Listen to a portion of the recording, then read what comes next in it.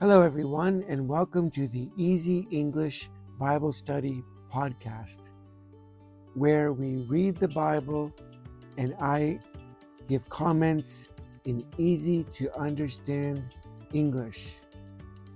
Okay, let's get started. Well, it's the fourth Sunday of Advent, and our reading today is from the Gospel of Matthew, chapter 1, verses 18 to 25. I'm going to read from the New International Version of the Bible. Verse 18. This is how the birth of Jesus, the Messiah, came about. His mother Mary was pledged to be married to Joseph, but before they came together, she was found to be pregnant through the Holy Spirit. Verse 19. Because Joseph, her husband, was faithful to the law, and yet did not want to expose her to public disgrace, he had in mind to divorce her quietly. Wow, what a crazy situation Joseph is in. He's going to get married to Mary, and yet she's pregnant. He must have thought that she got pregnant from another man, that she committed a sin,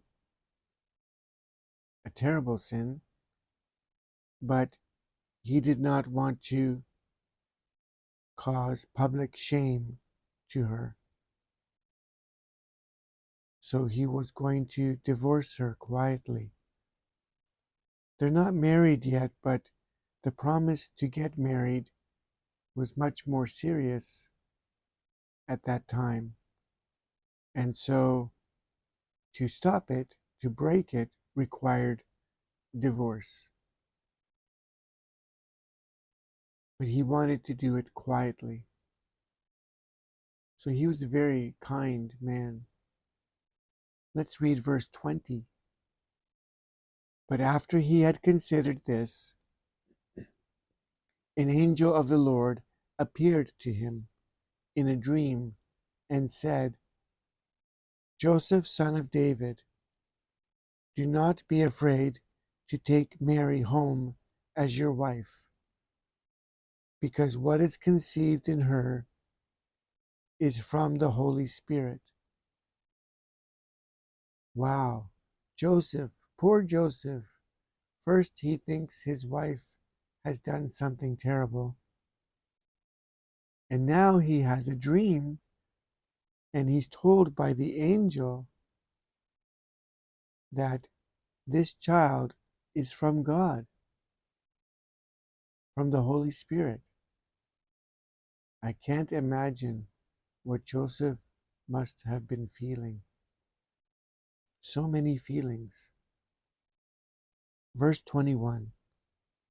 She will give birth to a son, and you are to give him the name Jesus, because he will save his people from their sins. Wow, this is amazing. Now he's learning this is not a shameful situation, but instead a wonderful situation, because the baby is from God and his name will be Jesus, and he will save the people from their sins.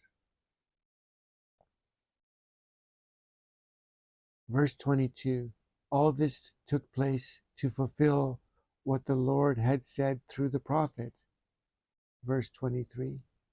The virgin will conceive and give birth to a son, and they will call him Emmanuel, which means God with us. You know that song that we sing at Christmas time?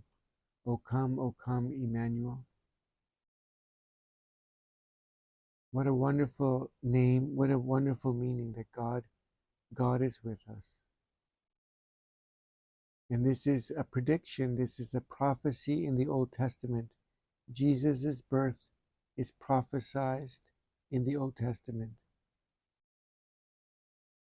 Verse 24, when Joseph woke up, he did what the angel of the Lord had commanded him and took Mary home as his wife. Again, what a great person he is. He obeys God. This is an amazing situation that has never happened to anyone, not quite like this anyway. John the Baptist was similar, but not like this.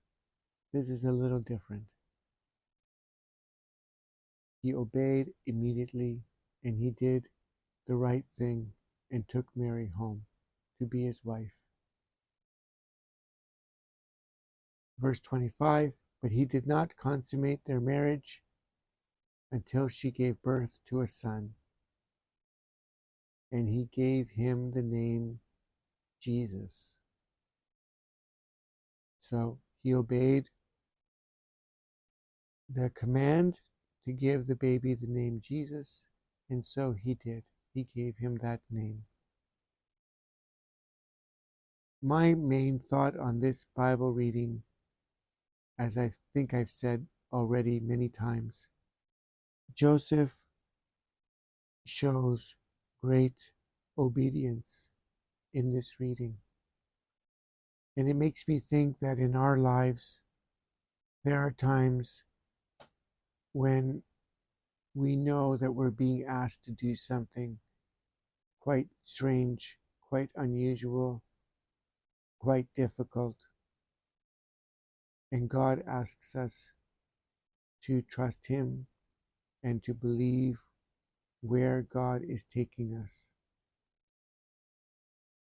And Joseph, who we don't talk much about in the Bible,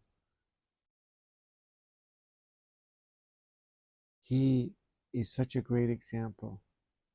What a wonderful man he is. And I think we can follow his example, just as we talk about Mary and following her example. Okay, well, that's the end of this reading. And thank you for listening. Today, I don't have much comments to make. This is such a famous Bible reading that I think there's not too much to really add to it except what I said about Joseph.